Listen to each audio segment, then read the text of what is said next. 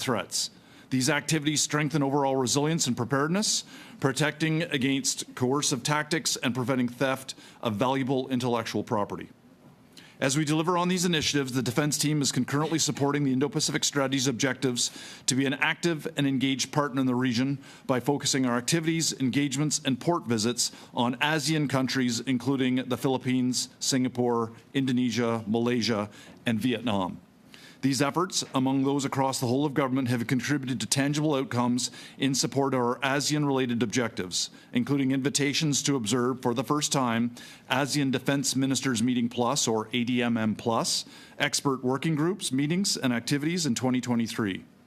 In my view, this reinforces the good news coming out of Jakarta just 2 weeks ago, following the Prime Minister's successful visit for the ASEAN Summit, where ASEAN and Canada officially upgraded our relationship to the level of strategic partnership. In concrete terms, these complementary efforts across the whole of government to strengthen our presence in the region and increase our cooperation with ASEAN partners helps us to deliver on the defence and security objectives outlined in our Indo-Pacific strategy. En résumé, le ministre... In sum, the Department of National Defence and the Canadian Armed Forces are on the right path to deliver a meaningful and multifaceted regional presence for Canada from which we can promote peace and stability in support of our national interests and values. I look forward to your questions. Thank you for your attention.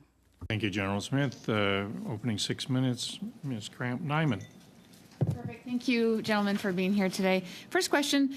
Within the Indo-Pacific strategy, it states that Canada will increase our military engagement and intelligence capacity as a means of mitigating coercive behavior and threats to regional security, and that Canada will deploy additional military assets and increase its investment in border and cybersecurity, as well as in intelligence. So recognizing this is something that we definitely need to do, and it's a great commitment. However, as we all know, commitment needs to be backed up with capability. So I was just wondering if you could address how the Canadian government intends to increase our capabilities, both in the cybersphere and more traditional military areas, to meet our commitments laid out in that of the Indo-Pacific strategy. Thank you, Chair. I'll go first, and I'm sure my colleagues here will do better than I will. The Indo-Pacific strategy was built with, you've heard talk of reconstitution. We're trying to rebuild the Canadian Armed Forces. And so indeed it was rebuilt with that just in mind. And so everything we just described where we satisfy the different pillars of the Indo-Pacific strategy was done in mind with a reduced size of the Canadian Armed Forces. We've nevertheless been able to do everything I just described. We're participating in cyber, we're participating in intelligence sharing, and I can speak from a defense perspective, but it's actually happening very well within existing resources that we have. Next question. Just a short while ago, I met with the military attaché of the Embassy of Japan, who was kind enough to give me a briefing on the threats facing the nation in the region. And they indicated that the primary cause of concern for them were from Moscow and Beijing, both independently and in form of joint operations, as well as some rattling coming from North Korea. So specifically in regards to the first two, what are the capabilities of the Russian forces and the People's Liberation Army in the region, and how do you see Canada contributing to both these threats? Thank you, Chair. I'll take a swing at this one and see if somebody wants to do better, which is, I can't actually tell you I don't know, I'm a policy person, but what capabilities Russia and China have. Obviously, China particularly is a world power.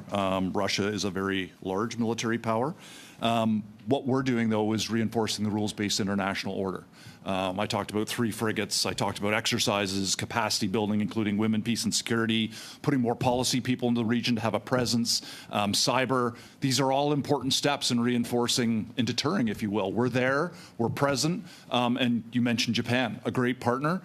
They know that we're there. We have an excellent relationship with them. We're continuing to build on that.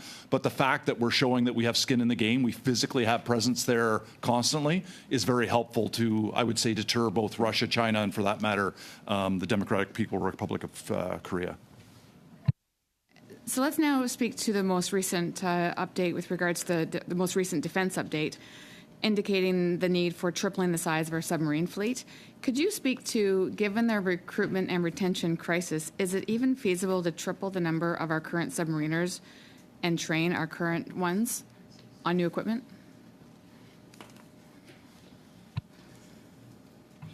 Chair, I'll take a swing at this one too. I'm not an expert in the defense policy update because that's not my file, which I'm not trying to cop out of this one. But that being said, I can tell you it's consistent with the Indo-Pacific strategy.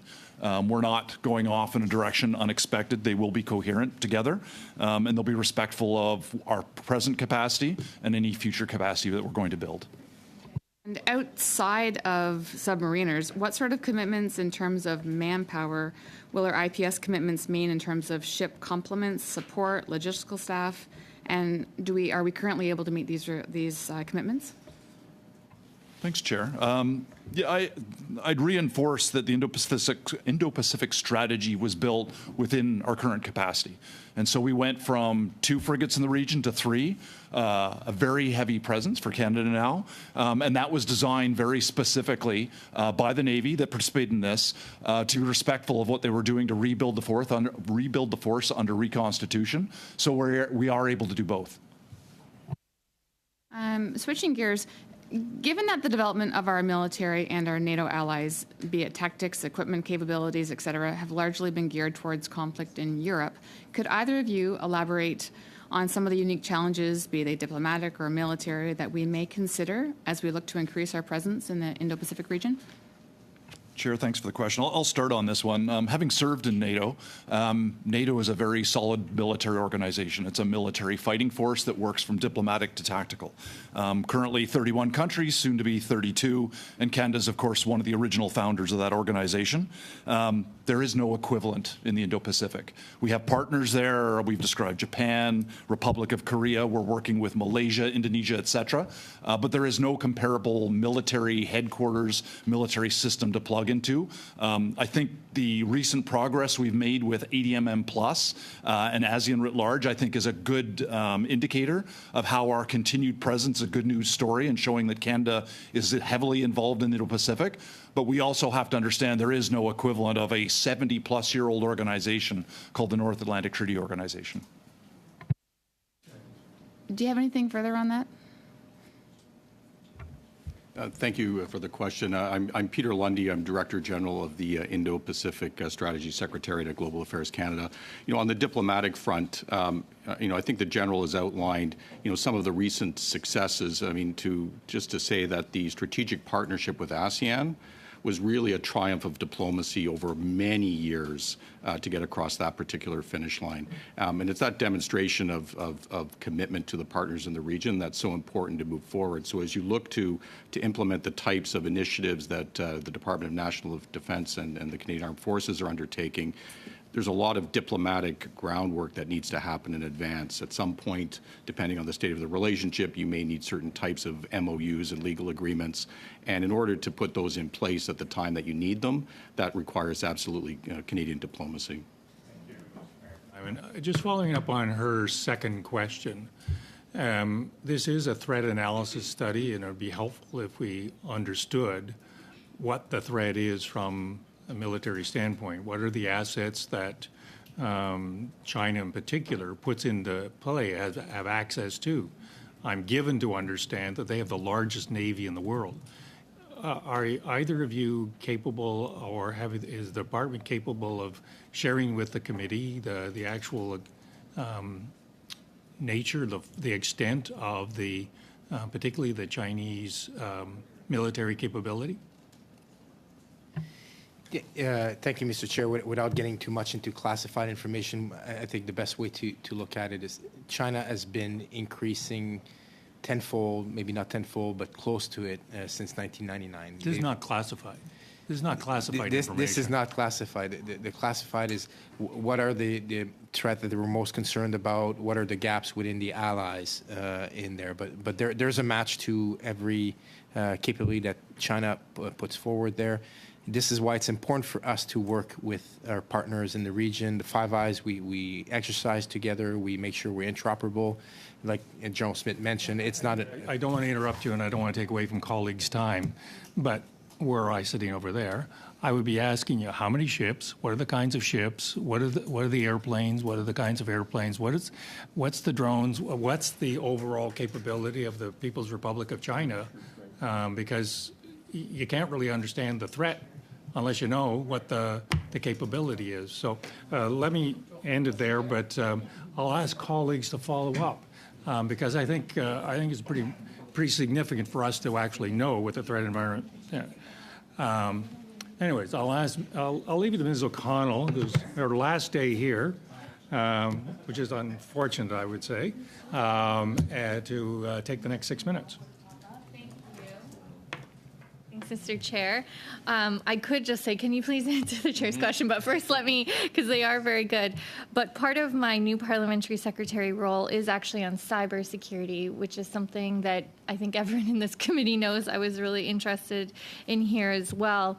So could we, through you, Mr. Chair, to our witnesses, whoever can answer this, could you maybe elaborate a little bit more in terms of what that work around the cyber incident response team, is that building capacity for our partners and allies in the region, or is it building capacity for us, given the fact that obviously you can't disclose all confidential information, but can we maybe have a little bit more there in terms of what is the cyber work that you're doing in the region?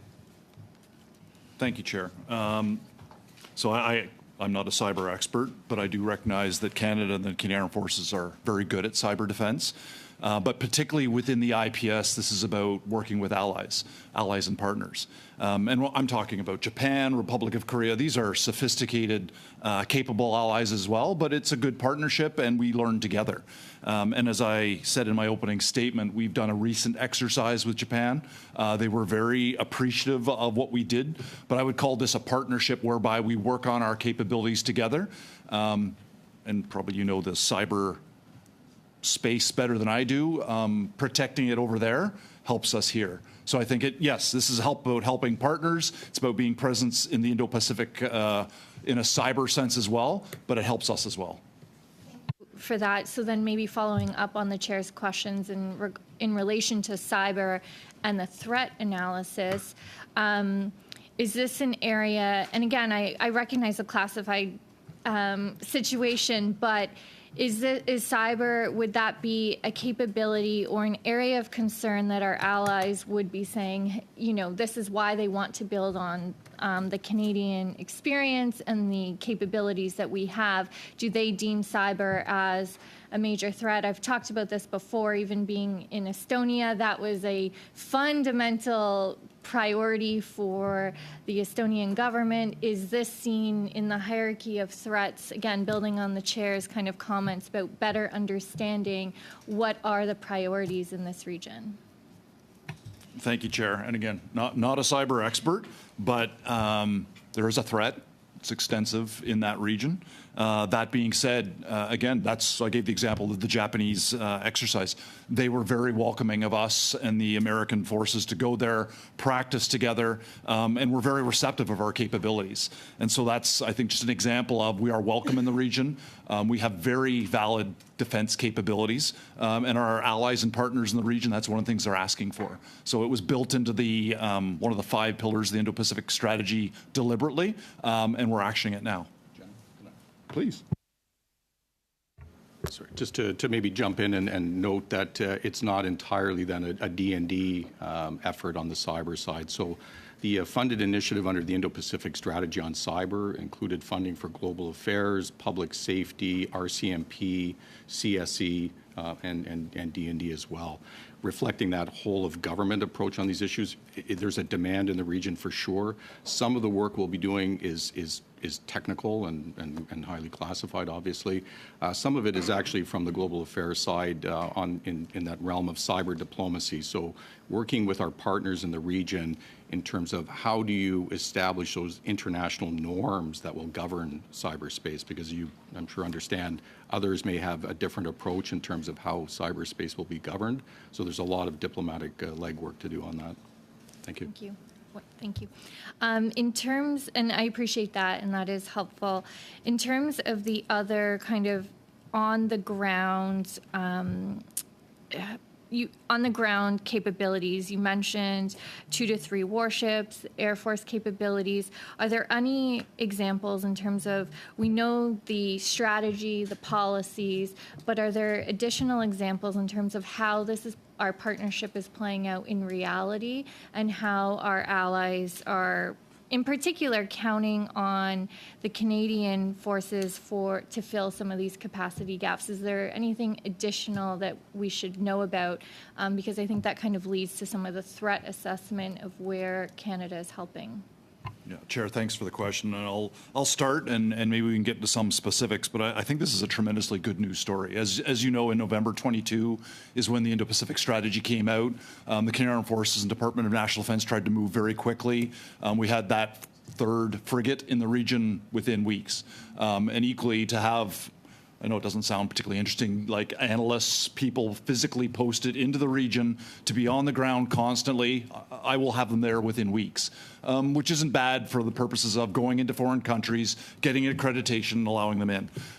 That might not be so interesting on what they do, but like we have Army forces looking for different exercises to do in the region to do capacity building, or what I like calling partnership. These are very capable countries, so we're partnering with them. Special operations forces are quickly moving out. We named one Air Force exercise. There's others that they're doing. There's a lot of activities, and the fact that we have like 2 frigates in the region now, going from exercise to port visit, delivers a tremendous Canadian presence in the region.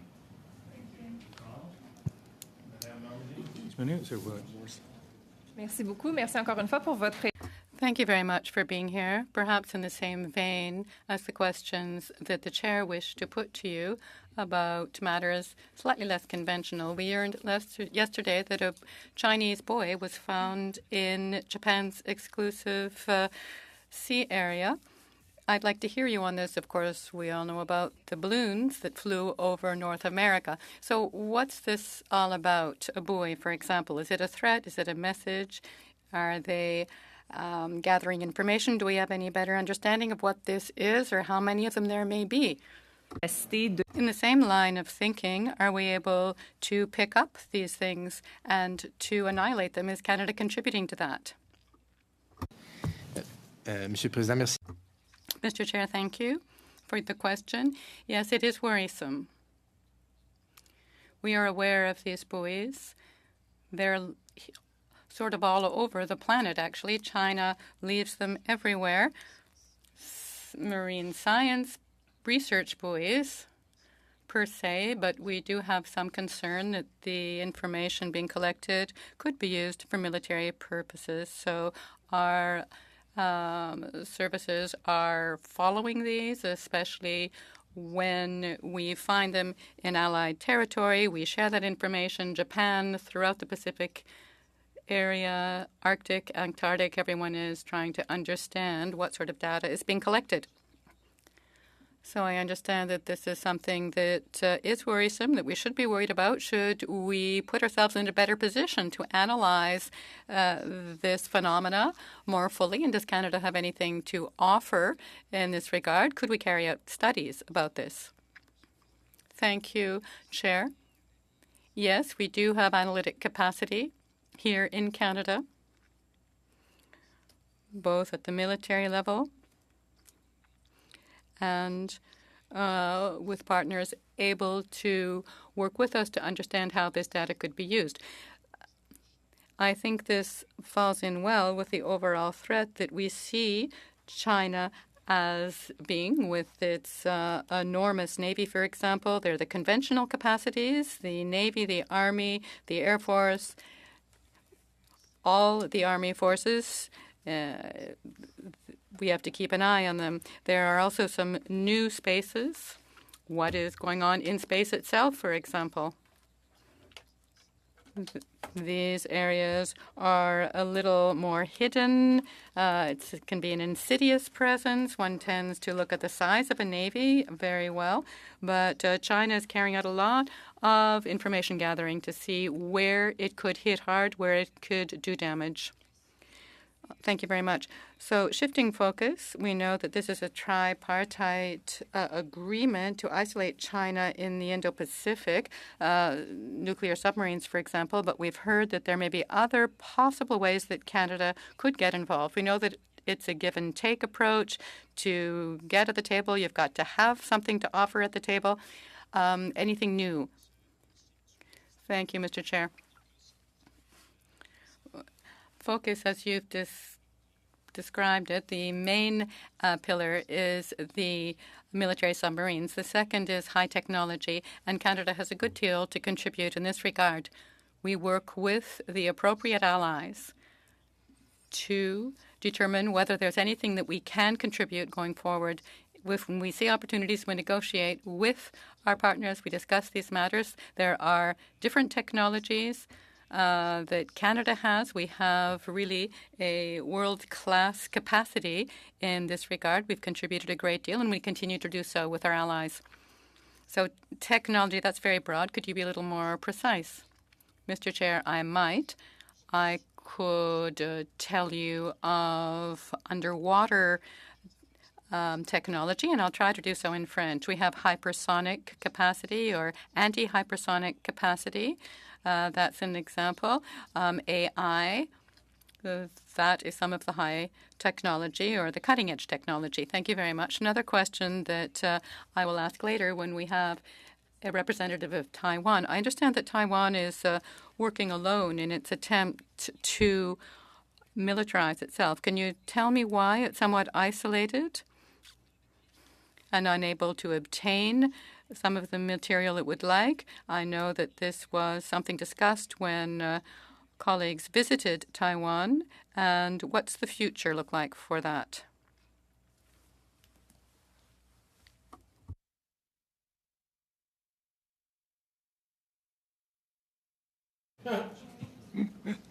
Okay, go ahead. Maybe just to start with the diplomatic answer. So, Canada, of course, pursues a one China policy, and that dictates our interactions with Taiwan in all respects. We do have, regular unofficial contacts with key members from Taiwan. The question of future kind of military, I can't answer the question about their military capacity or procurement, and I can only say it's hypothetical to consider whether Canada would in the future, and I could not answer that. Ouais, Monsieur le Président, je m'excuse. Yes, Chair. I'm sorry, but I'm not sure that I quite understood the question. Is it about the future of Taiwan's military capacity, or just to better understand the second part or the end of the question? So what we understand from colleagues who returned from a mission in Taiwan is that they themselves are in charge of creating their own arsenal. They don't receive assistance, foreign assistance from other countries. Do you think that will change in the future? Mr. Chair, this is an interesting question. Canada, of course, has some military capacity. Some of our allies have greater military capacity. And it is up to them to negotiate weapons or the sales of weapons to Taiwan. They built a warplane in 500 days from ground zero by themselves. Ms. Matheson. Thank you, Mr. Chair. So to continue on with the conversations in terms of us working and better maximizing our, I guess, our forces after reconstitution and so on within the Indo-Pacific region, I can understand why exactly we would want to do that and why it's so key. I would be concerned, however, thinking about what happened this week on how we're doing that, and I would really love to hear if that includes specific partnerships with India and how the news from Monday is currently going to move forward and impact that. Let me just, this is hypersensitive area. You are all experienced witnesses, and I'll anticipate that you'll steer around what might be sensitive information on this, but at this point I'll allow the question to stand. Thanks, Chair. I'm here with my GAC colleagues. He's the Indo-Pacific guy, so maybe he can help me out a little bit on it. But we're working with our Global Affairs Canada. Obviously, defense is a part of foreign affairs. Foreign affairs is an active file, as you said. It's a sensitive one. They're looking at it. And we're following the lead and working with Global Affairs Canada for any type of military interaction with India. We have a lot of presence there. We're increasing our presence because of this Indo-Pacific strategy. It would be natural we would have more ability to do things with India. We're obviously reflecting on all that right now as we better understand the problem. And again, with a lead from Global Affairs Canada that really is the foreign affairs lead for this.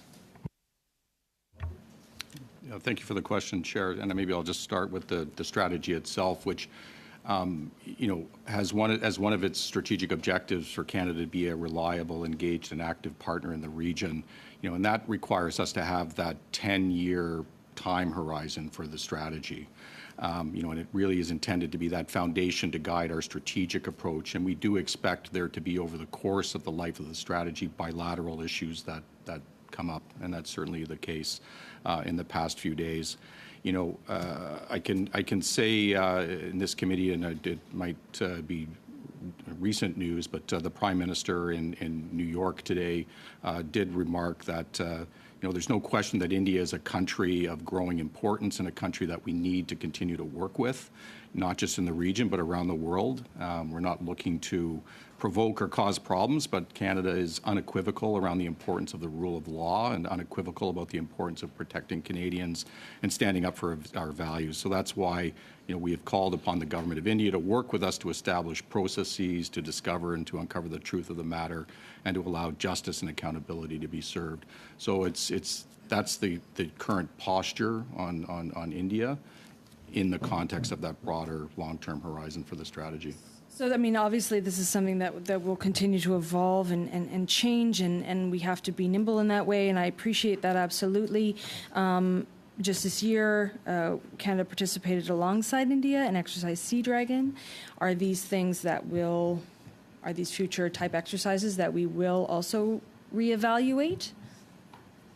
Mr. Chair, I'll just reiterate, and I think my Global Affairs Canada colleague said that very well. India is a major player in the region, obviously. There's an Indo-Pacific strategy. So we should, of course, expect to do bilateral engagements with them, be involved. We're assessing all this right now. Obviously, this is like a this week situation. We're reassessing it, but just there is a problem, but we do need to continue to talk, and we do need to continue to engage with their military, but it's an active analysis with our Global Affairs Canada colleagues. General Prevost, you'll remember on Tuesday when I asked about the summit of the BRIC nations that had come together in August. Could you help to lend, or the witnesses overall provide a Indo-Pacific side on that emerging summit? We were talking about the sort of Ukrainian-Russian impacts. However, as things have changed, how will we move forward in terms of reaction to that?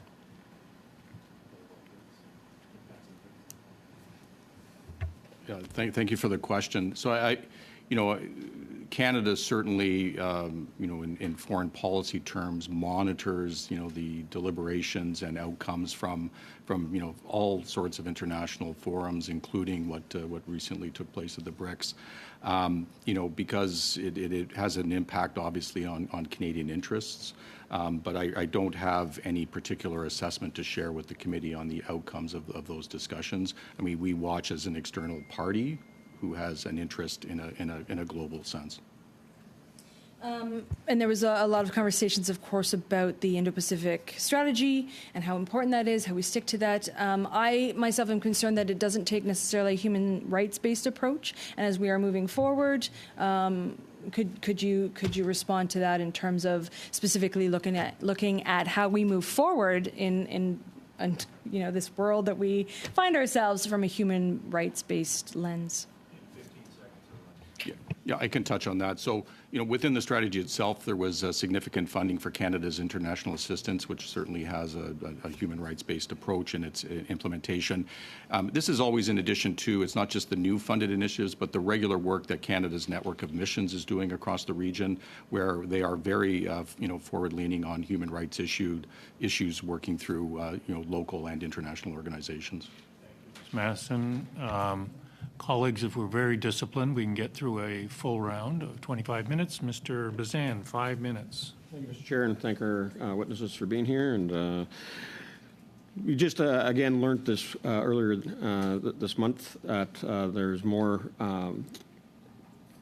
information coming out about former Canadian fighter pilots training in China, their fighter pilots, and for the People's Liberation Army Air Force. How concerned is the Canadian Armed Forces that they have former pilots? We have 3 here now named: Paul Umerish, Craig Sharp, and David Monk, who are all in China working with the People's Liberation Army. Mr. Chair, thanks for the question. Very concerned about this. I think our Chief of Defense has spoken publicly about this in an interview. Obviously, this whole issue is under criminal investigation by the RCMP, so you've shared the names of the individuals. I can't go any further into where that's going to lead. Now, as a military organization, we're very concerned. How does the National Defense Act, the non-disclosure agreements that I'm assuming these pilots would have signed when they were working for the Royal Canadian Air Force, and the Security of Information Act come to bear on them? We hear that Australia has moved ahead with tightening up and increasing the penalties under their own Defense Act and other security legislation, taking it up to 20 years in prison for those, because there's also Australians that are implicated here as well. So how can Canada or Five Eye Partners do more to prevent those that are just chasing the buck and not thinking about our national security? Mr. Chair, so we're not only we're looking at that, we're acting upon it. We're looking at how we're tightening in defense to make sure that our members, when they leave the organization, understand that what they've learned, their skills, their information they got, that is to remain secret. The skills we gave them, the information that we entrusted in them for defending Canadians, that stays secret. So we're making sure that we're tightening down to make sure that they understand that when they leave. and the laws are right now covering that. We're looking at how we're going to tighten that through the SOIA in the future as well. Has asked them or demanded that they cease and desist in their activities and to return to Canada? Publicly, we've told them to stop this. Whatever they're doing, we've told them that. Now the rest of it is under investigation. Where that's going to lead, we'll leave it to the RCMP. Earlier questions were around, how Canada can do more in cooperation. We talked about the ASEAN nations, and now we're part of ADM plus. Have Government of Canada taken steps to become more integrated into the quadrilateral security dialogue, and how important that organization is now starting to play in the overall security conversations that are taking place, especially the provocative actions of the PRC. Thanks, Mr. Chair. I'm not an expert on the Quad, but I can say that the Canadian Armed Forces and indeed the IPS dictates of ASEAN centrality. That's the organization we're working with. The fact that we've got into ADMM Plus, did some expert working groups, is a good step forward. And now to become the strategic partner, ASEAN is the one we're working with. I've described earlier, it's not NATO, but it is an organization we can work with, and we're kind of rising up in the hierarchy. I think it's actually a very good news story of how we're progressing because of IPS. Committee was in Europe last month. We did hear from NATO allies that they do see the Pacific region and the Indo-Pacific as part of their overall security concerns, because two NATO members have Pacific coastlines, us and the United States. So there is an interest there from a NATO perspective, and how can we more closely incorporate some of that skill set and command and control that we have within NATO to enhance our security presence in the Indo-Pacific region. Thanks, Mr. Chair. That's an expansive question. The strategic concept 2030 is what NATO is currently working on. It includes China as a presence in there, and we've got the United States, Canada, and indeed France as some 2 million square kilometers of territory inside or water space, whatever the proper term is for that, within the Pacific as well. So we have a lot of allies that are very interested in it, and working with them in NATO, working with them in Europe, I think helps us work within that region as well if we need to work together. The only other thing I'd add is equally it's reaching out to partners. NATO is, between Japan, Korea, Australia, New Zealand. So we are building that bigger relationship and that bigger partnership that brings together, to a degree, both NATO and the Indo-Pacific. Thank you very much, Mr. Chair. Thank you, gentlemen, for being here. And as always, thank you for your service to our country. Major General Smith, you were talking about pillars. The pillar I was interested in was the active, engaged partner pillar. How did our engagement and our activity within this region change once we released our strategy in November of 2022? You used the words broaden and deepen. You used the words, I think you said we moved from 2 warships to 3 warships. Perhaps you can just fill us in a little bit on that pillar, that how Canada is an active and engaged partner. Thanks, Mr. Chair, for the question. I think each of the 5 pillars increases our presence there. The fact that we're becoming more engaged and people like me and my colleagues actually have to go into the region and collaborate. The fact that we're going to have 4 different permanent locations in some of the capitals in the region. We'll continue with that. We've increased the number of defense attaches in the region. It's about being there. It's about being there, being at the meetings. When they think about security in the region, there's a Canadian in the room. And so that has helped in all of that. The fact that we are doing women, peace, and security activities with allies in the region has us in the room, has us thinking about it, and seeing us as experts in that region. I think each one of those really helps us in that region think about Canada.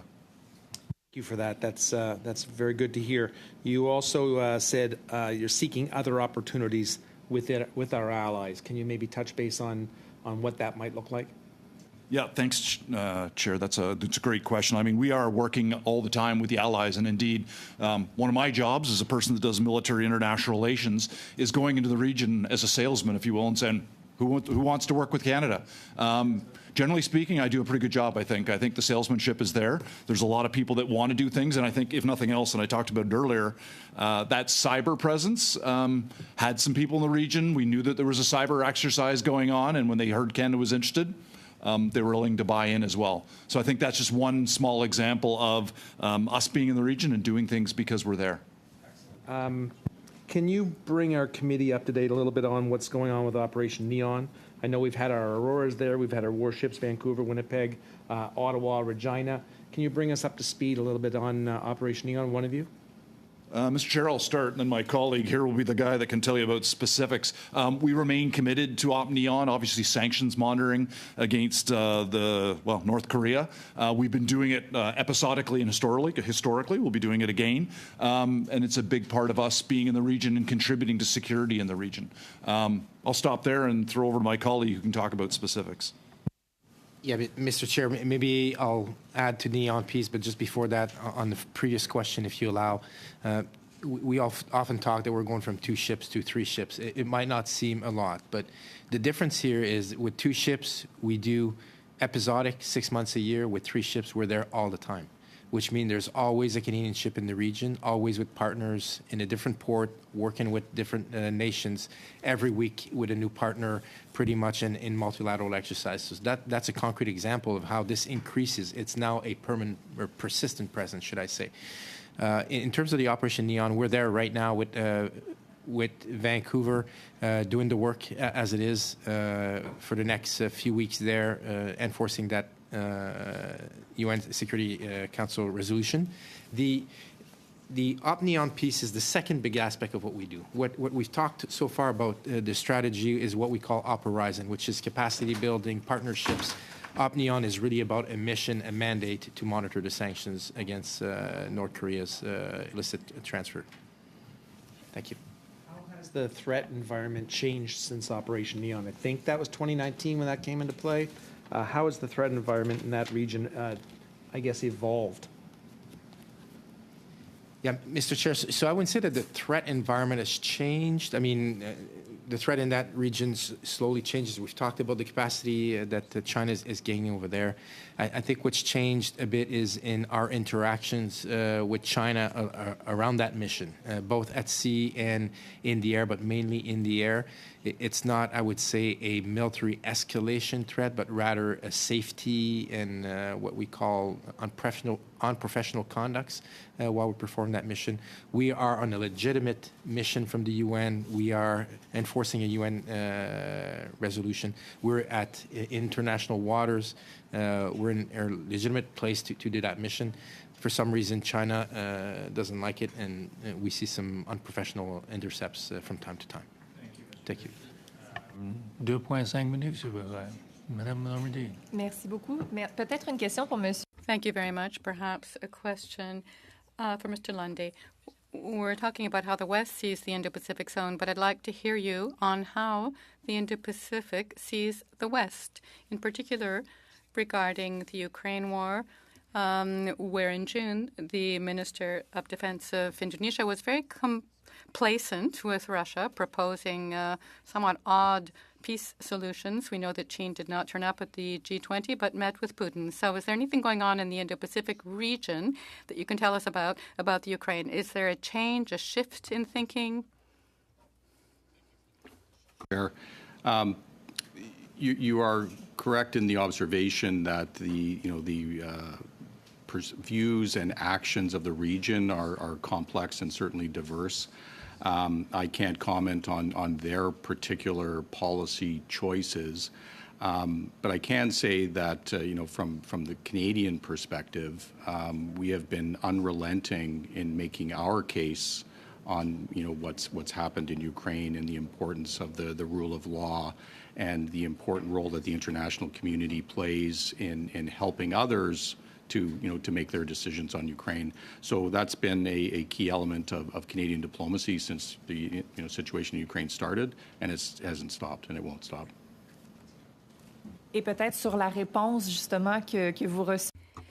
Now, what sort of response do you get? Was there more of an opening at the outset and there's less now to this topic? Have people always felt pretty much the same way there about Ukraine or not? It's hard to assess how you have, what impact your advocacy has on others. But I can say that, in that advocacy game, it's persistence is important, and we keep making our point. We keep trying to make sure that in important multilateral bodies like the G20, like this week in New York at the UN General Assembly, that our perspective on Ukraine is something that others will clearly understand, and it is our hope that they will make different policy decisions. Madame Matheson, 2.5 minutes. So we've spoken about cybersecurity. Certainly, when we were in Taiwan, I was so glad to be part of that trip, and we heard a great deal about the incredible amounts of education that go on just to ensure that people understand on the ground that misinformation, disinformation, and the harms that does. And they've put a lot into that because of the huge scale of cyber attacks that they receive.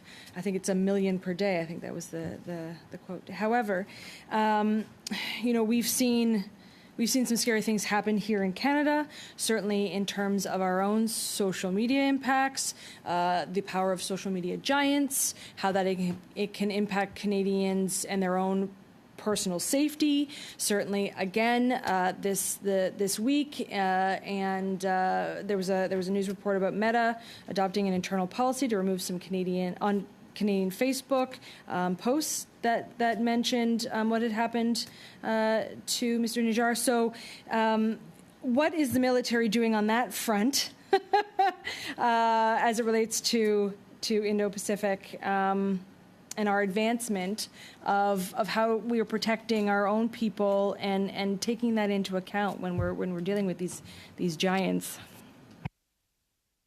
This is kind of wandering a little bit far from, but you are It's my time and it's my witnesses. question, Mr. Chair. This is, yes, go to. Mr. Chair, if you allow, I'll have a quick answer to this one. This is a place where we're concerned. Like all Canadians, our soldiers, sailors, our women and men are prone to everything that's on social media. Our Chief of Defense has asked us to look into how do we inoculate our people against misinformation. It's out there. We're working with DRDC and many others on that, on how to do this. It starts with education at all levels and developing a critical judgment on people of what to believe and not. And so those are the broad questions, like for society, but within the armed forces itself, what are there programs specifically that in terms of that education? Programs for now. This is something we're looking at, how we're going to educate people. I mean, we have a good education program where we develop critical thinking with our members. Now it's how do we develop programs to talk specifically about how do you inoculate your population about misinformation specifically. That's what we're starting to look into. Mr. Kelly, 5 minutes, and I need to know who the next Liberal is. Thank you. I guess I'll put this to General Smith about the question or comment on the importance of subsurface domain awareness in the Indo-Pacific region, which includes the approaches to the Canadian Arctic. Mr. Chair, as I understand it, the question is about the awareness of subsurface domain, and I'll take that from an Indo-Pacific strategy perspective, which having the presence there is obviously tremendously important. 3 frigates, we're going to know more what's going on. That being said, the Pacific is a massive area. Okay, we're talking about threat analysis in this study. So the absence of domain awareness or the maintaining and ensuring domain awareness, how important is that? And are there threats within our capability? Are there subsurface threats that make domain awareness important? Thank you, Mr. Chair. Great question. It's a problem everywhere. We need to understand it in the Indo-Pacific. We need to understand it in the Arctic. We need to understand it in the approaches to North America. Part of the NORAD modernization, because NORAD mission has also maritime domain awareness. part of that modernization is to look at how do we increase subsurface and maritime domain awareness. We're making investments in there. I don't have the specific data because I wasn't expecting that question. But part of the $40 billion that was announced for NOAA modernization, there is a portion that is subsurface domain awareness around North America. To what extent does Canada's non-inclusion or Canada's exclusion from AUKUS impact our ability to maintain domain awareness? Chair, let me start on that and I'll just reiterate, of course, AUKUS is about nuclear submarines. We're not into nuclear submarines. No. You said, I believe in the opening statement, you heard testimony today that it's about more than just a particular model of submarine. It's about cyber, it's about undersea capabilities in general. The AUKUS is about more than just a particular submarine. Is that correct? Yes, Chair, absolutely. Nuclear submarines is Pillar 1. Pillar 2 is the high technology, and I can probably say it better in English, about AI, machine learning, hypersonic defense. Those are the type of technologies that are being looked at in there, and actually Canada has things to contribute, and we're working with allies about that. So then, but the question remains, to what extent does our exclusion from this group impact our ability to benefit from and to secure our own Arctic approaches, our own shores, and to be a meaningful ally within the Five Eyes, which increasingly looks like Three Eyes? Chair, I'm here to talk about IPS, and I think that's a good example of how we are being valuable to allies. We are very valued in the region as both partners and allies. And yes, AUKUS, we're not in Pillar 1. We're looking at how can we contribute to Pillar 2. But everything I just described in IPS is about working with regional partners, and we're wanted in the region. We're valued in the region, and we're contributing in the region. Is there or perhaps you had something to add, General Peru? It looked like you were... No, but I think in the question, I've heard some of the answers. AUKUS is 3 of our Five Eyes partner, and there's tremendous cooperation between the Five Eyes partner and intelligence at all levels, highest level of classification. Is there appetite for Canada's invitation to join AUKUS then, so that we may benefit from the sharing between these partners? Mr. Chair, we're working on it. We're talking to our allies, obviously the U.S. and Australia particularly. But the way I like to say it is we have something to contribute. We look at Canada's economy and the technology we have here. We have something to contribute, and we're working with allies on that. Okay. Back to, even going to the chair's questions earlier, then could you give us, maybe in the time you've got, probably got about half a minute left, talk about some of the specific threats posed by adversarial regimes in this theater that we do need to address, subsurface, surface, in the air, and cyber? Yeah, I think in 15 seconds or less, Mr. Chair, it's all domains. China is well advanced over there. The A2AD that we call anti-area access area denial around Taiwan, it goes from space all the way to subsurface. It's a robust system. Okay, thank you. Up and coming up and coming up. So I think, I'm not speaking on behalf of the committee, but certainly on my behalf, I'd be interested in your undertaking to give us the non-classified understanding of what the capabilities of China are, so that we can understand in a broader sort of way the actual threat itself. So, yeah. Is that fair? Mm-hmm. Okay, so that's pardon? Okay, so Mr. Collins, last 5 minutes, and welcome to the committee.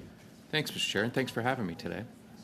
I've read a lot about China's long-term military modernization plans. How are we dealing with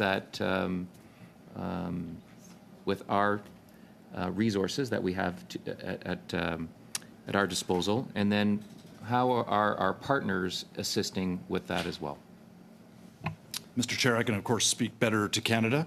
That's what the Indo-Pacific strategy is about. China's tremendously capable. My colleague has talked about some of that. And what we're doing is, to my mind, deterrence. We're showing that the rules-based international order matters, that you have to follow those rules. The fact that we've done a Taiwan Strait transit recently is reinforcing that that is an international waterway in accordance with the United Nations Convention on Law of the Sea. That's an example of us reinforcing the rules-based international order and deterring China by showing there's the rules we follow. These are how countries interact. Thanks, Mr. Chair. Can I ask about the strategy? How fluid is it, and how will it change over time? And then how do you respond to issues as they arise over a period of time? So I'm assuming it is a fluid strategy. And how do we gauge the success of that strategy? And what check-in points do you use to determine when it's time to change course? Chair, I can start if that's agreeable. So the strategy, is in fact fluid. As I mentioned earlier, it has a 10-year horizon, but it also has kind of a midpoint at 5 years where we will do a full evaluation of the strategy and make the necessary adjustments. There's also a robust governance structure in place that goes all the way from director level within the bureaucracy to deputy minister level. And the second committee meeting at deputy minister level will take place next week. And those are opportunities to assess the implementation on the ground of the strategy, where we're at, are we meeting the necessary, performance milestones, and then to recalibrate and make those adjustments. So that's the kind of at the detailed implementation level. And at various points in time, certainly ministers would want to weigh in on the trajectory of the strategy, once they understand, how it is being implemented on the ground, and there are those opportunities as well. Chair, if I can just jump in from a defense perspective, it's a fully funded strategy. So we're actually doing things, and then we're basing on that. We're measuring, are we achieving the right results? And then we can adjust off that. Basically, we report back to Global Affairs that has that secretariat. But from a defense perspective, we're equally measuring how we're doing and changing if needed. Chair, I'll just add a piece on the fluidity piece here. So operationally, in terms of actions on the ground, they will vary from year to year based on our priorities and the partners we need to engage. But I think the strategy is also about creating relationships, and relationships take time.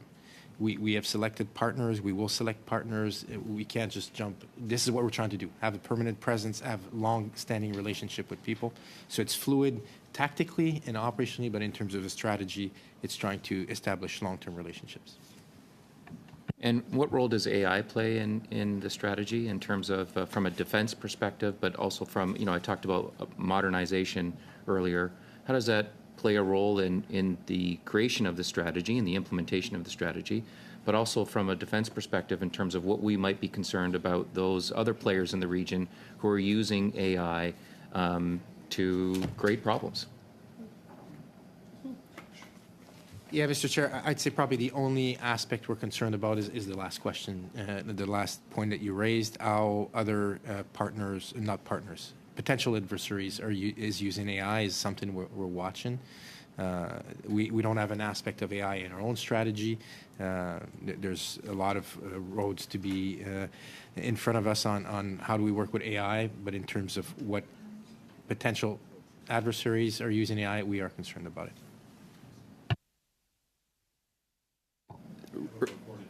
Okay, very quickly then. There was reference earlier to a human rights-based approach. And can I ask how the IPS takes into account the expansion of Canada's trade network? Does that come into play in any point in time in terms of the decisions we make as part of that strategy? Sorry, just if I can understand the question, Chair, about the trade dimension? Yeah, we have trade partners in the region. We have those relationships that are obviously important to Canada's economy. Absolutely. How does that play a role in the IPS? So it is one of the strategic objectives to improve, trade and investment and supply chain resilience. And in fact, it's one of the kind of most robust and dynamic parts of the strategy. We have an agenda of Team Canada trade missions to the region. The Prime Minister announced, I think, 5 more recently during his time there. In addition to support for Canadian exporters through programs like CanExport, where we're seeing very high levels of interest from the Canadian private sector. Mr. Collins, that brings our first hour to an end. I want to thank our witnesses for their presence here. It's always good to see you in presence as opposed to on a television screen. With that, we'll suspend and go to our next hour. Thank you.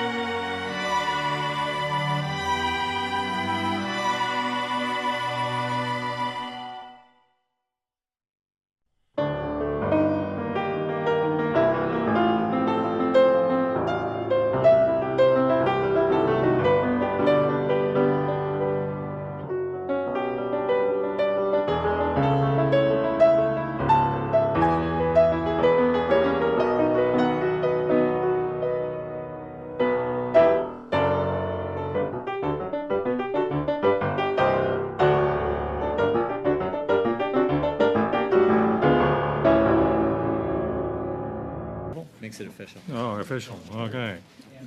So for our second hour, we have the representative of Taiwan, and we appreciate your presence here, sir, along with your colleagues.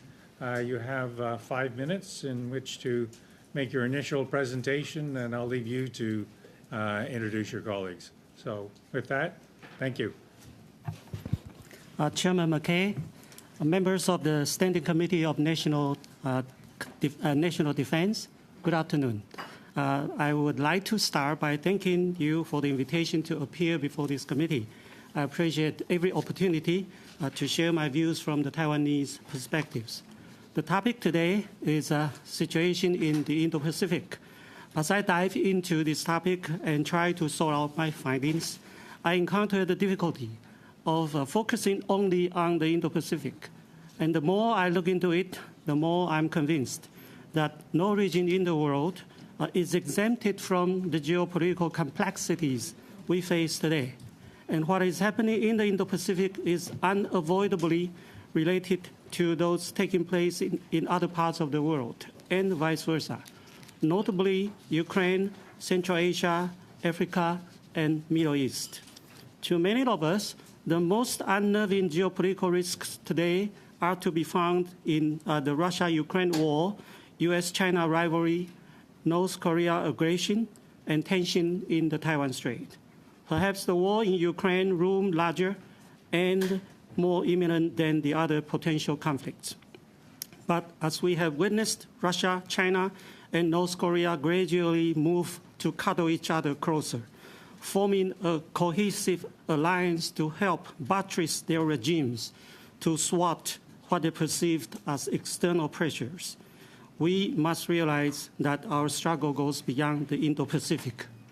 In between Russia and China, there has always been more of a mutually supportive economic and diplomatic relationship, not to say a hardcore military cooperation. However, as the Russian invasion of Ukraine gradually faced uphill battles, the Russian-Chinese relationship seemed strengthened to a stealthy semi-military alliance, with North Korea recently invited to join and form a trilateral bloc. One dictator is hard enough to predict, imagine three. Antony Blinken, the U.S. Secretary of State, gave a major speech at the School of Advanced International Studies, SAIS, in Johns Hopkins University last week. He said, and I quote, "What we are experiencing now is more than a test of the post-Cold War order. It is the end of it. There is a growing recognition that several of the core assumptions that shape our post-Cold War era no longer hold. Decades of relative geopolitical stability have given way to an intensifying competition between with the authoritarian powers, revisionist powers," unquote. Media quickly pick up the gist of Mr. Blinken's speech. The post-Cold War era is over. A new one dawns. A proposal from Mr. Blinken is to adopt a new concept of diplomatic variable geometry, quote unquote, to cope with the challenges of the incoming era. I do not fully grasp the meaning of the concept yet, but I'm sure as we forge ahead, the rivalries between democracies and autocracies will only magnify as time goes on. To conclude, I would like to point out that in the beginning of this year, we might still think that the most serious geopolitical uncertainties came from the Ukraine theater, U.S.-China confrontation, Korea Peninsula, and the Taiwan Strait, as I mentioned earlier. But as we look forward from now, the somewhat unexpected rapid downturn of Chinese economy and its spillover effect may well overshadow other regional concerns. Potentially, China's economic failure can be the biggest geopolitical risk in the years ahead. What we have seen in the Chinese economic difficulties may be only fermenting. If China's economy continues to deteriorate, and with nothing to hold it back, the consequences will most likely not stop in its economy, but will be a combination of social, economic, and political emergencies. It will likely be a systemic crisis and overall transformation affecting every aspect of China and spilling over to regions beyond. In short, there is a huge uncertainty hovering over China. For Taiwan, much is at stake in terms of our cross-strait relations, and I'm ready to respond to your questions. Let me stop here. Thank you. Thank you, Representative Singh. First 6 minutes goes to Ms. Gallant. Excellency, Monday, 103 PLA aircraft and 9 PLA naval warships were detected around Taiwan, the most since the 91 that flew over in April. At what point is a formal invasion of Taiwan declared? Well, it has become a very usual practice that we see almost on a daily basis, that the incursions of the Chinese warplanes intruding into our ADIZ. And as we are approaching the presidential election, you are going to see more of that, because this is part of the Chinese gray zone tactics to affect the sentiment in Taiwan in terms of which political party to support. Well, I want to point out that the purpose of this military exercise, including the incursion into our ADIZ by the warplanes, is really to frame an insecure image of Taiwan. As the narrative in Taiwan today is war versus peace. There are different presidential candidates arguing for different scenarios. But this kind of military exercise in our ADIZ will be in a way to aid and abet those narratives that are pointing to a scenario that is likely to have a war between the two sides. But that, of course, that may be intimidating some of the voters in Taiwan to vote for the candidates in favor of peace. And that, as a matter of fact, this is part of the cognitive warfare. So I want to urge you to pay attention to that possibility as well.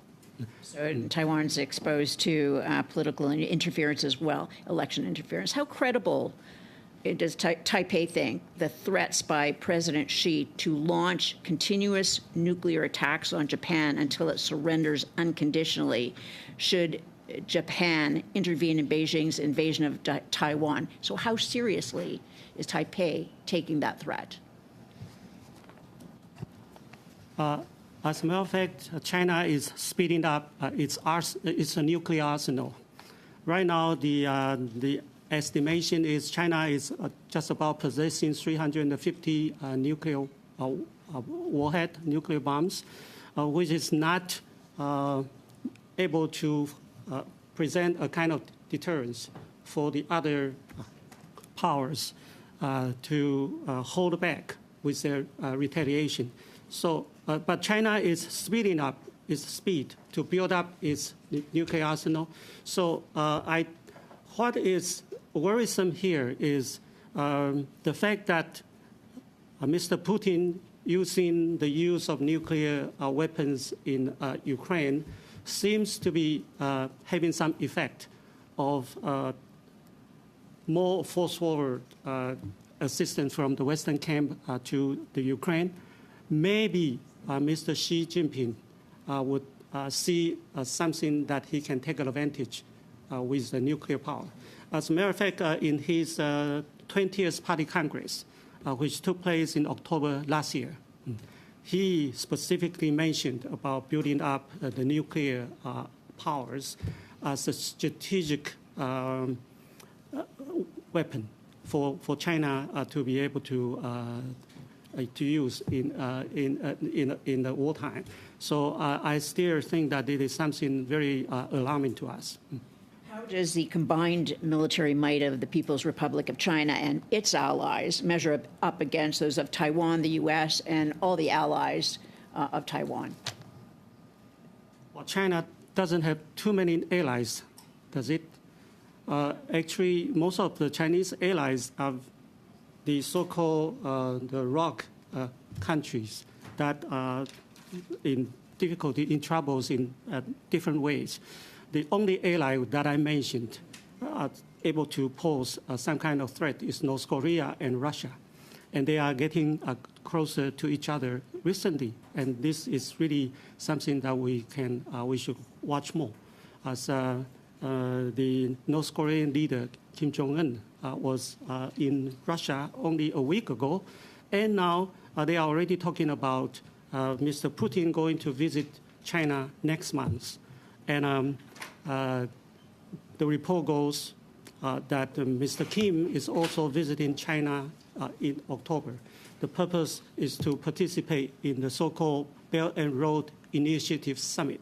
This is the third time for this summit to take place in China.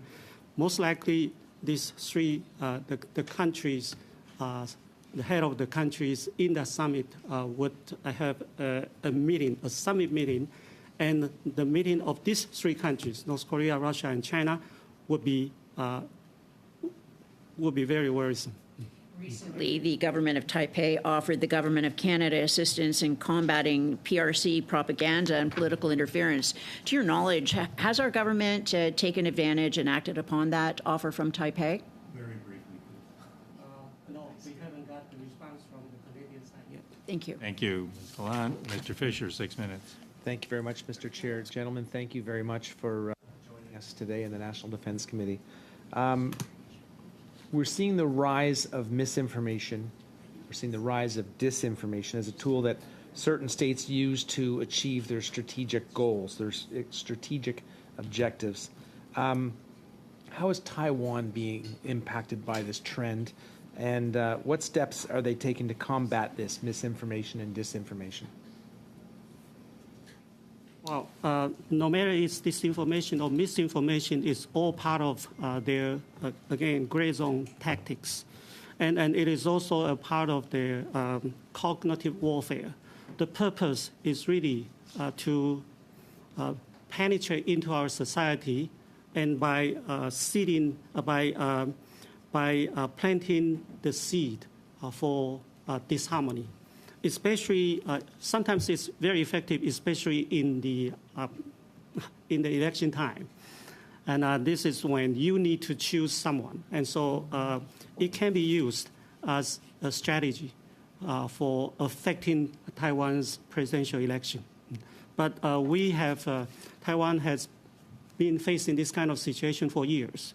And our society has become much more mature in recent years and know how to deal with this.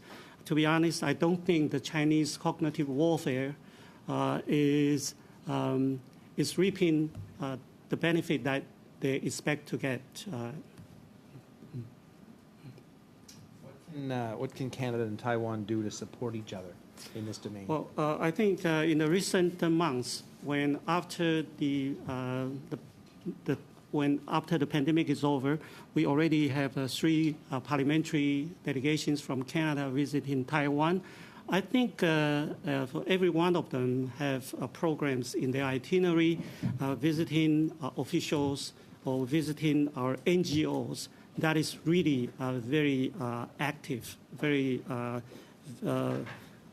much in the center of our fight against disinformation. Those kind of communication, those kind of visit would be very conducive for our cooperation. There's a lot of discussion within the group of allies, particularly the U.S., around de-risking the supply chain, particularly with China. With respect to natural resources and critical minerals and advanced manufacturing, can you give us here at the committee any insight on where Canada and Taiwan can deepen our industrial and economic relationship? This supply chain issue is something we regard as very important now. There are dialogues going on between officials between our 2 countries, and we think that Canada is very fortunate to have a very important place to take in terms of the global supply chain. Specifically, I want to point out your critical minerals. It's very important. We have dialogues going on, but right now it is not mature yet, and there is a different objective in seeing this because it is not trade that we are talking about. It is not trade that you are talking about. You are actually looking for investment in Canada to develop the critical minerals. Perhaps we are not ready for an investment yet. We are more talking about trade. During your remarks, which we only allowed you 5 minutes, I would have loved to have heard a little bit more. You talked about the geopolitical stability, and you talked about the Cold War is over and a new one is dawning. Can you expand a little bit on that?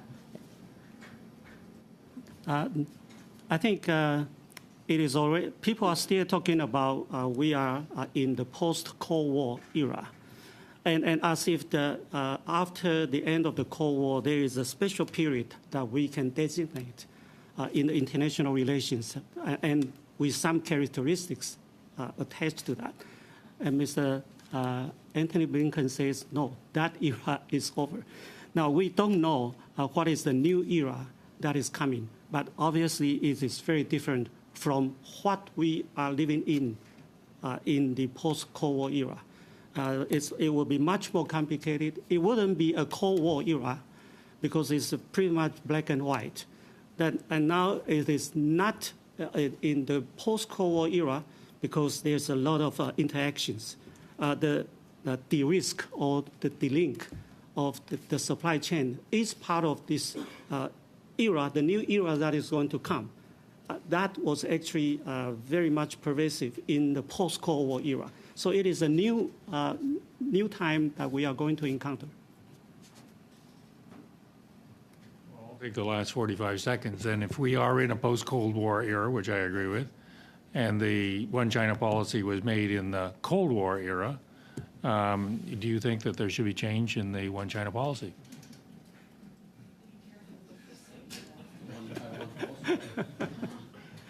Well, there is no fixed definition for One China policy. So we need to talk more in more details what direction we are going in terms of revising the One China policy.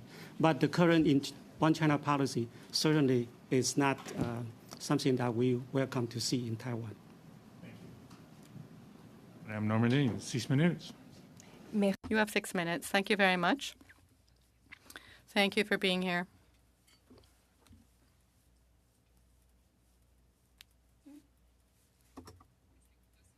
Are you hearing the interpreter, sir? Testing, testing. Interpretation, testing. English interpretation. Merci infiniment pour votre présence. Thank you so much for being here. We truly appreciate this. I would like to hear you about comments we've heard from the U.S. recently. We know. Is it working?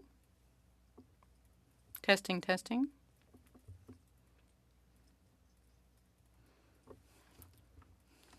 Testing, testing.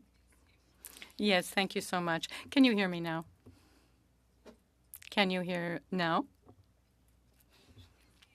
Wonderful. So thank you so much for being here with us. I would like to hear you on comments we've heard from the U.S. recently. The director of the CIA stated that President Xi had given the order to be ready for an invasion before 2027. But the Pentagon also says that any invasion of Taiwan, military or by some sort of a control or area access denial, would make more, would give time to the allies, nevertheless, to bring together their forces and to move in to protect Taiwan. So I'd like to know what you think about this Pentagon idea that invading Taiwan might not work. Well, thank you very much for the question. The reason the CIA or the Pentagon would name the year 2027 as the year that China is possibly going to invade Taiwan, this is actually what was said by China.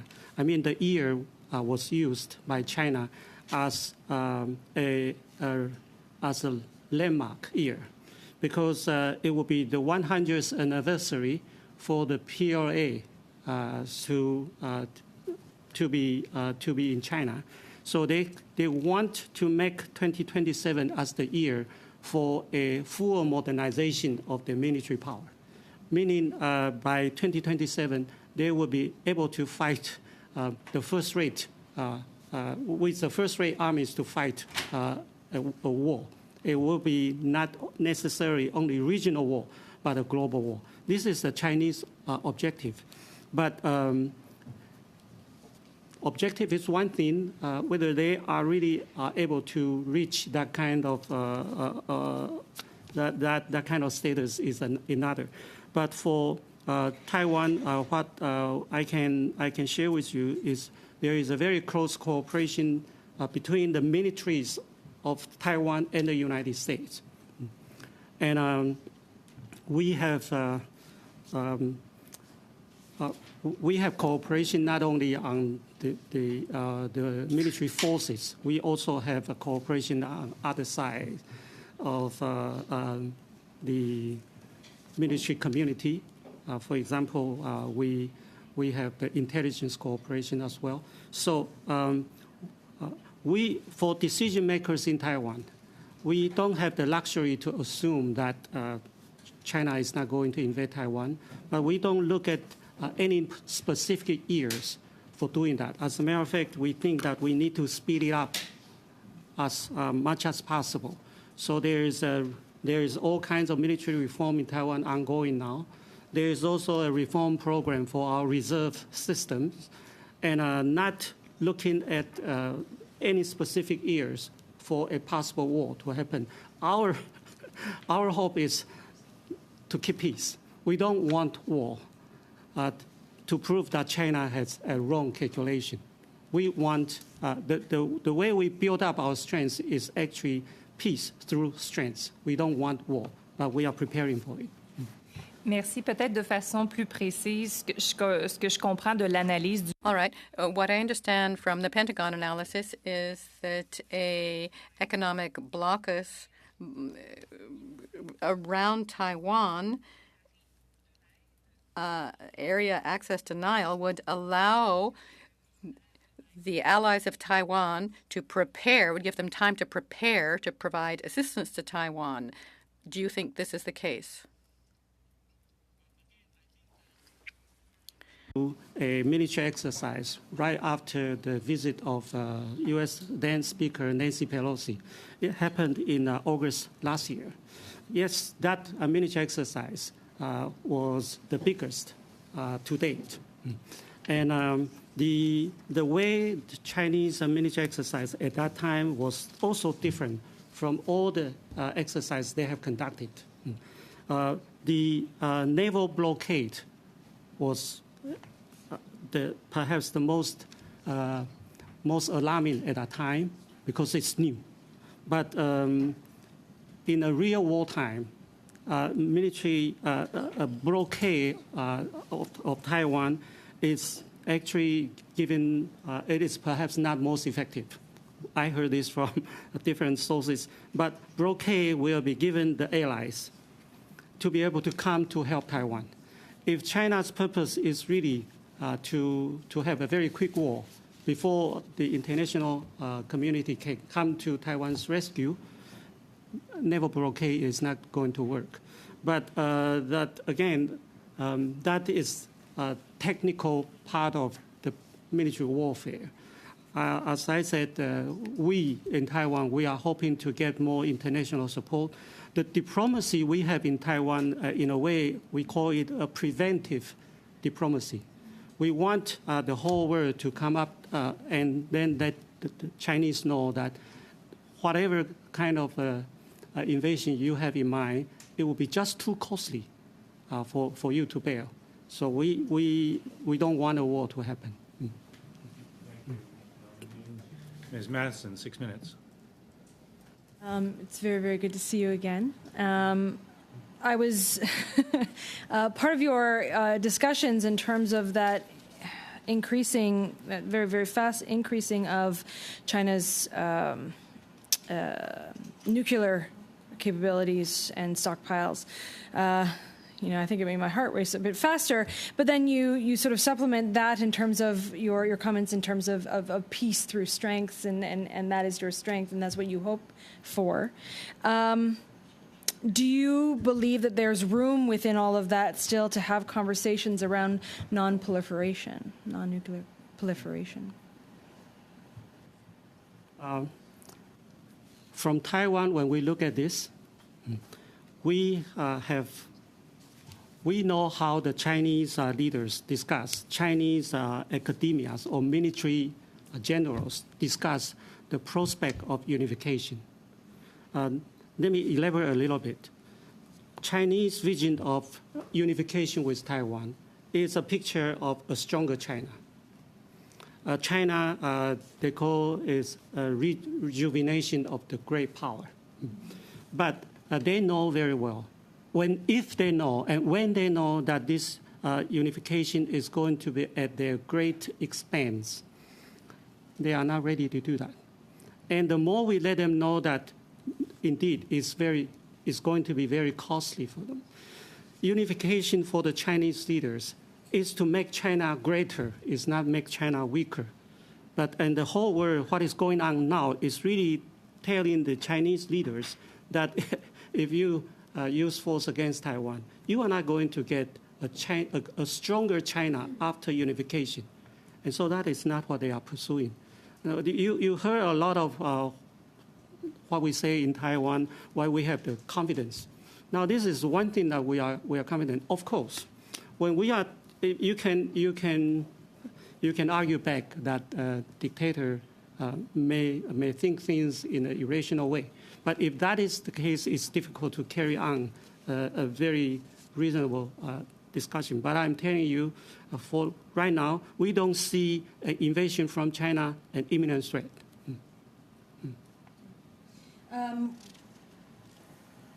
You mentioned, of course, that increase of the Chinese PRC and their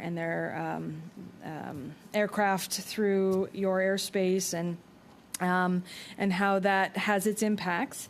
In terms of that cognitive warfare, we were talking when we had visited there about social media and, of course, all of the cyber attacks and so on. And it was mentioned that there was 1 million a day. Has that also increased? Do you have numbers on that? Yes. As a matter of fact, we have a real-time military activities in the. We have real time to report the military activities in the Taiwan Strait. It started only in September 2020. Before that, as a matter of fact, we didn't see much activities from the Chinese militaries, including Air Force. But after that, we decided that we should make it public because China like to have covert actions. They are more accustomed to do things not under the attention of the world. And when we decided to make it public, the pressure is on them. So whenever there is a military exercise in Taiwan or the incursions of the warplanes or warships, we make it public in Taiwan. You can read that. There is a website in our Ministry of National Defense. You can see it every day. And in fact, their intention, as I said, for now, is to affect our presidential election. But there is also one intention that is much more for a much longer term of effect. They want to change the status quo. They want to change the status quo of a medium line in the Taiwan Strait. But this is how we come to very much appreciate Canada as well, that you send your naval ships, warships, to transit in the Taiwan Strait. China sees Taiwan Strait as not an international water, but by your naval transit in the Taiwan Strait, you are defying what Beijing claims that Taiwan is not an international water. So that is very important to us.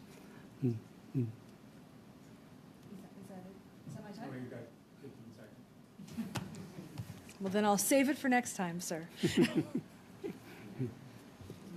Rizak, thank you, Mr. Chair.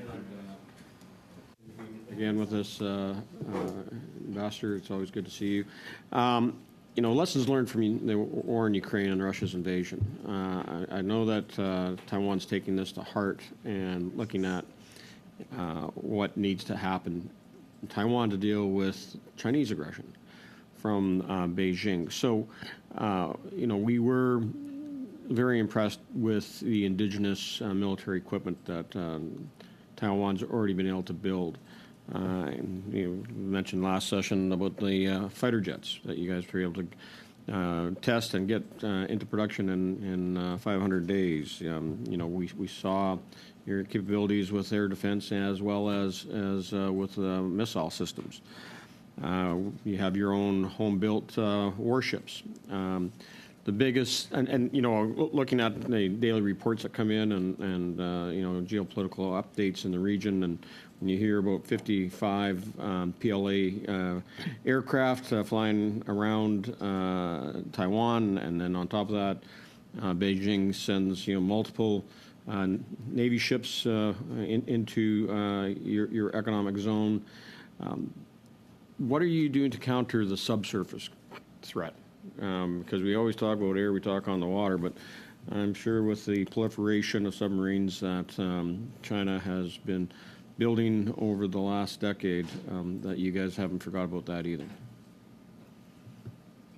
I am not a military officer, and so I can only offer you the knowledge to the best of my ability. We are developing our own submarine forces, and the first one will be completed, as it was reported, next year. For the first batch of the submarines, we have a contract of 8. So it's going to be a very important part of our self-defense. For now, again, we are working with our allies, U.S. and Japan, more than anyone else, in terms of surveillance of the activities undersea. We know that in the Taiwan Strait or the East China Sea or the Yellow Sea, they are not deep enough for the submarine activities. And so this is why China will not cave in their activities in the South China Sea, because South China Sea is the area that is deep enough for them to hide their submarines, and that they built in the Hainan province. So, and for that purpose, because if they have only one submarine basis, it's easy to monitor. You know how to do it. But so they need another alternative. They think the eastern side of Taiwan is most ideal. The eastern coast of Taiwan is very close to a very deep seabed in the Pacific. And so we don't take it lightly when they say that they have ambition for Taiwan. The threat level is actually not in the Taiwanese Strait or the Strait of Taiwan. It's actually on the Pacific side, and that's where you need to protect from. You mentioned the assistance that you've been able to get in cooperation from the United States and Japan, and I understand just this past few days that Japan didn't put in a defense attaché, but they did provide a military advisor, a retired officer from the Japanese Navy, I believe. Can Canada be doing more in working with Taiwan in deepening our military cooperation and relationship between our two defense forces? We certainly welcome more cooperation between our militaries. So enhanced military-to-military relationship is always very positive to us, especially we are the like-minded partners. But we also take into account the fact that Canada yourself are also trying to speed up, to build up your own naval forces. And the fact that you already have, according to your IPS, Indo-Pacific strategy, you are adding one more warship into the East Asia, the Indo-Pacific areas. So 3 ships to do the transit or the passage in the Indo-Pacific area is a very meaningful thing to us. We appreciate that very much. But there is something that we can do more because, as I said, going to have to be left for another question. Okay. So, thank you. Maybe we should get you back for the procurement study. Yes. Ms. O'Connell, 5 minutes. Thank you, Mr. Chair.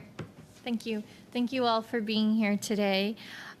You spoke a little bit about, well, you mentioned kind of that China doesn't have allies. It's, I think, built out of necessity.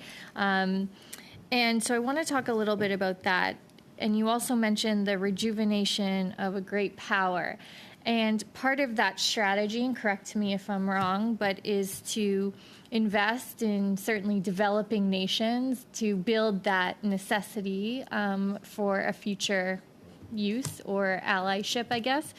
So given that and China's economic situation, do you see that kind of those tentacles into other nations and countries, or I look at regions like Africa, South America, etc., do you see that slowing down?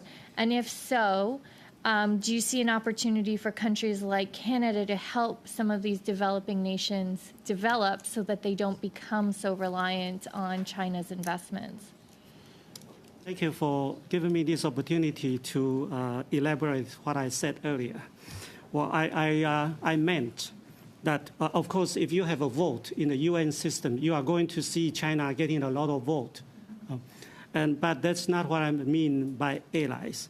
These are the countries that are aspiring to get the assistance from China, especially their investment through the One Belt, One Road, the Belt and Road Initiative.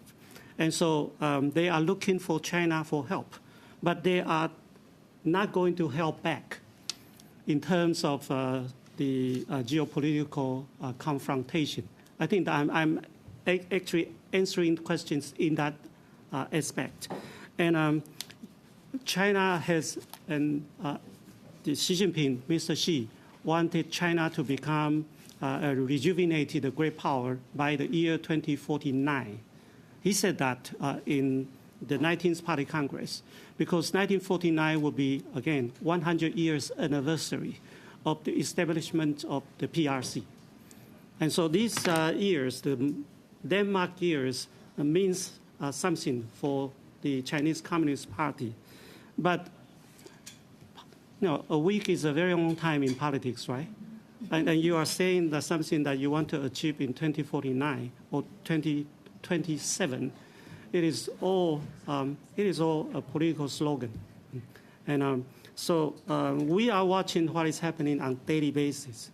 And the fact is what I said in my opening, that China is having economic difficulties in a way that is not expected by China itself, not expected by the world, because the world somehow has got very accustomed to China like a locomotive, a driving force of the global economic growth, but that is not going to happen. And more and more, you are going to read this more and more from the international media. International media sometimes always look at China with a rosy picture because they themselves have huge investment in China. They are hoping China can revive, but it is not happening, as we can see from the current data. Can we keep it down here a little bit, please? I'm trying to listen to what our witnesses have to say. Thank you for that insight, because part of my question in that too is just seeing some of the economic challenges in Argentina, and you see with the IMF repayments, but China stepping in to backstop some of those loans. So I find that very interesting, and also purchasing media, military bases there. So anyways, I appreciate your additional comments on that. But my next question is in regards to cyber. And you also spoke about election interference, something that this country, we are talking about quite a lot with Chinese election interference. And you talked about how you have a mature population who's become aware to these tactics. I think although this isn't a new situation for Canada, it's certainly more on the radar for Canadian citizens. So could you give us any advice or experience in terms of how to ensure the populations become aware to the tactics of foreign interference? Okay.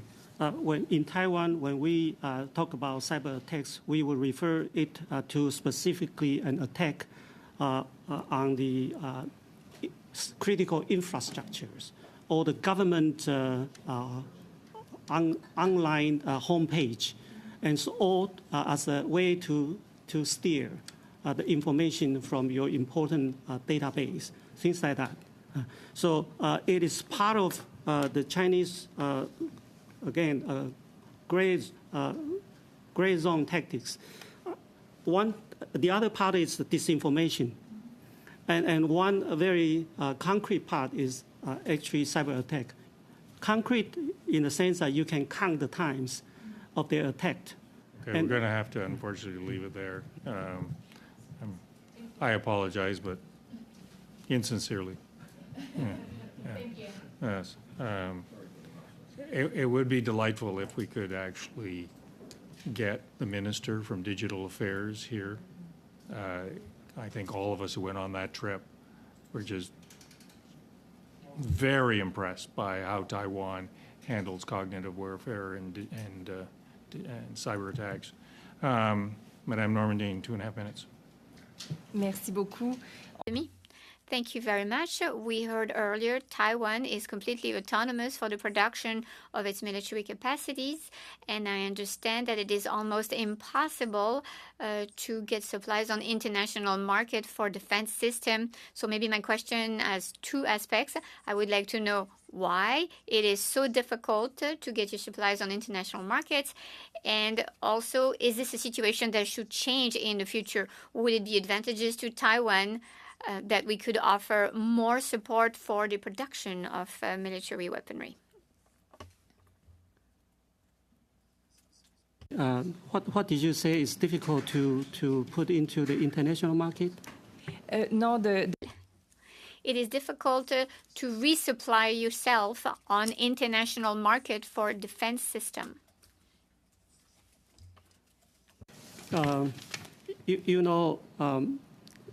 We have a very unique international status, and the U.S. is only actually the only country that have a security commitment to Taiwan. To a lesser extent, Japan, but U.S. has a law. The law is called Taiwan Relations Act, in which there is a very clear stipulation that the peace and stability in the Taiwan Strait is taken with grave concern. So, and also in that same part of the Taiwan Relations Act, the U.S. would provide self-defense weaponries to Taiwan. But as time goes on, as America, we get more than that kind of support from the United States. It is not only, it is proportionate to the threat we face from mainland China.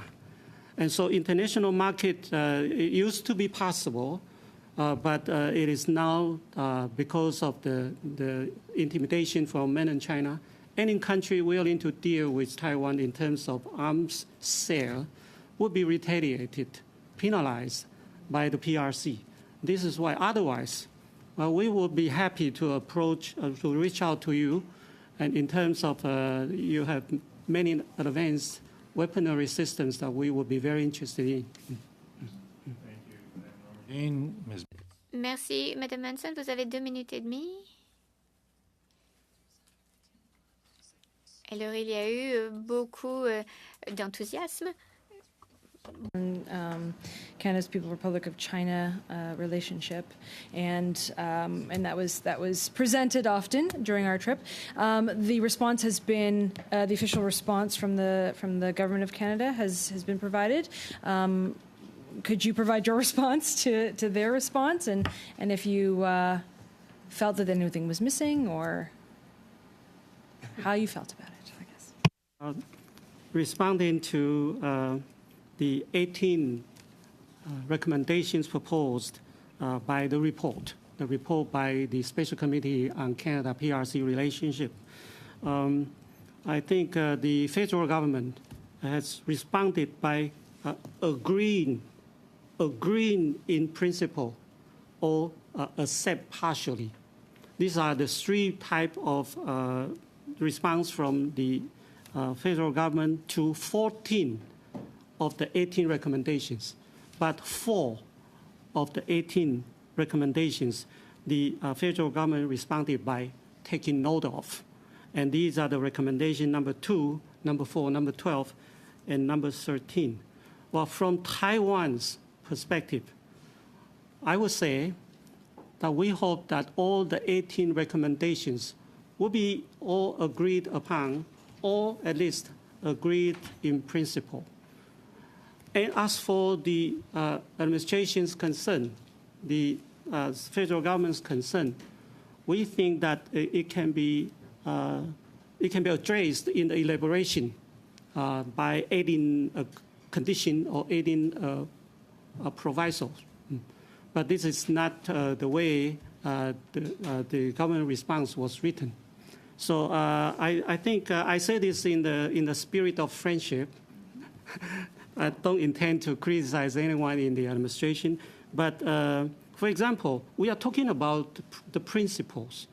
The recommendation number 2, for example, it was actually talking about the future of Taiwan must only be decided by the people of Taiwan.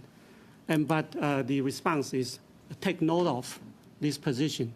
I believe when the Special Committee of Canada-PRC relationship laid out this recommendation, it has deliberated enough internally, and the concern from Taiwan as well as from the Special Committee, I think this is a matter of principle, a principle that reflects the fundamental values, fundamental spirits of democracy, and that is most important. And as the worry from the administration that Taiwan may take this recommendation and to change its policy, to change the status quo, I think that's a little bit far-fetched because it is not our current policy, and this is not going to happen. Mr. Kelly, 5 minutes. I'll allow you to continue if you'd like. It was a fantastic, that was a good question, and your testimony was, I think, quite important. I mean, to the other recommendations that has been taken with some kind of reservation from the federal government, they can address the issues in a way that would seem leaving more flexibilities for us to work out. For example, I think it's a recommendation 12, and this recommendation strongly considers the Minister of International Trade, it would be Madame Marianne, to visit Taiwan to sign the FIPA, the Foreign Investment Protection and Promotion Arrangement. And the response from the government is to be consistent with the established practice, and this FIPA is to be signed by the heads of the Canadian Trade Office in Taipei and the Taipei Economic and Cultural Office in Canada. That would be myself and my counterpart, Mr. Jim Nicol in Taipei. But I believe this is too semantic in answering this question. I mean, if you have a Minister of International Trade visiting Taiwan, she doesn't have to be there to sign this. She's welcome to visit anytime because the purpose is to promote international trade between us. So this kind of response from the federal government, to me, is a little bit too legalistic. We can work out. We can work out ways. So I hope that further communications can be carried out between officials of our two sides, so we can address the misunderstandings behind it. I say all this in a spirit of friendship. Now, I've got, I think, a bit of time here. Good. So if we move then to back to cyber threats and the countering of state generated misinformation, disinformation that we know that the PRC engages in, and we know that you've been dealing with this for perhaps with much more knowledge and more intensely than we have in Canada. Is there anything more that you can tell us about how Taiwan is able to deal so quickly with instances of attacks from the PRC? It's not fair to make comparisons between Taiwan and Canada because you probably only encounter that for 2019 and 2021 elections. For most of the time, you would think that is a peacetime. For Taiwan, we are facing this on a daily basis. It's only getting more serious when the national election comes. So naturally, we are more experienced. And naturally, we have developed a kind of a resistance. We are more resilient in facing China's cyber attack or disinformation campaign. We have our systems how to respond to the cyber attack. We have code red, code yellow, and right? Final moments of Ms. Gallant's testimony, if I just want to make sure that I got this clearly. She had asked if there was an offer to actually work with the Canadian government, whether that had been accepted. You said no, that there's no response, or the offer was rejected. What's happened? What's the status of Taiwan being able to work with Canada to help us with this growing problem? This proposal comes from my foreign minister, so I will consider the response will be from his counterpart or from the GAC at least. But if we are not talking about that kind of cooperation, I would say the cooperation is already going on in a different way.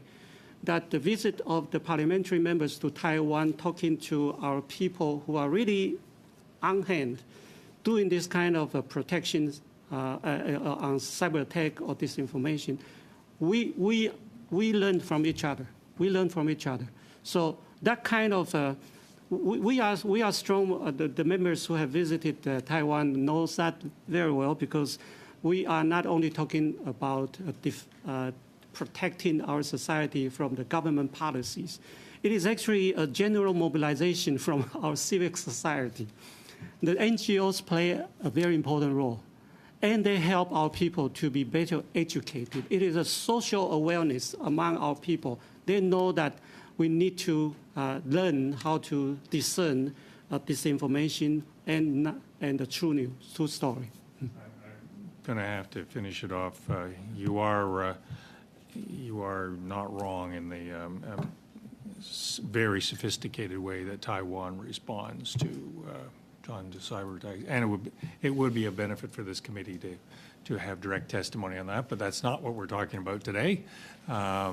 And with that, we're going to have Ms. Lalonde finish it off. 5 minutes, please. Thank you very much, Mr. Chair, and through you. First, I want to say thank you. Thank you for coming today. I know for me, this is my first week in this capacity, in this committee. And what I'm hearing is hope, resilience, and I would say furthermore, a desire to enhance the friendship between both of our countries. So thank you. You did mention at one point, and I believe from all my notes, that you were talking about misinformation. My colleague had talked, but you did reflect that you've been more transparent. You've been educating the people of Taiwan about everything that is being shared that's misinforming your people. Can you elaborate a little bit more for us about how has this helped within your country, this decision? Thank you for giving this opportunity to elaborate a little bit. I think for democracies, transparency sometimes is regarded as our weakness, because the authoritarian regimes simply use our transparency to penetrate into our society. But when the transparency is used in the right way, and together with the effective public communication, transparency can be our strength. And this is how we perceive it in Taiwan. Look, when we talk about the fighting disinformation, we pretty much adhere to the principles of democracy, and which is very important in having freedom of speech, freedom of press, right? So even if we know that this is a disinformation, we don't forbid people to speak up. It is actually what we are doing is not. It's always a response to a fake news or a disinformation, but that's okay. The more we do that, our people would know. Really, we have several different kind of apps telling our people how to discern. These are it's a voluntary. The people who volunteers to do this to be of service to the country, to the society. So, again, transparency is our strength. Thank you very much for this.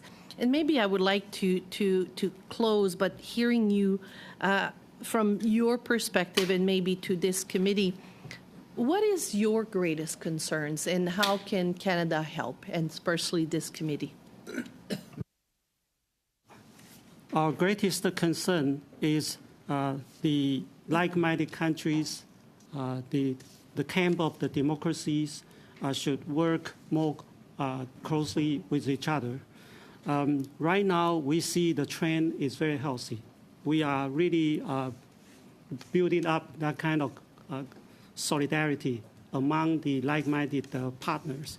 But I wouldn't take it lightly what our enemies or potential enemies are doing, trying to dismantle the teamwork we have among the like-minded communities. So that's our concern. We think that democracy will prevail. I like to believe that too, sir, and thank you for this. Chair, I would end by this. Thank you. That is an excellent note on which to end. Representative Singh, I appreciate your coming before the committee and sharing your thoughts. I would like to have this to continue this conversation, particularly with respect to cyber cognitive warfare. I think it's our observation that Taiwan is extremely sophisticated in this area, and that Canada has a lot to learn from how it's handled. Thank you. You've informed us greatly on this Indo-Pacific threat analysis. You are on the front lines of this threat, and you stand in the breach for all of us. So thank you, and thank your country for your work. So with that, colleagues, I just say Tuesday we resume our procurement study, and on Thursday, Minister Blair and colleagues will be here. So with that, we are adjourned.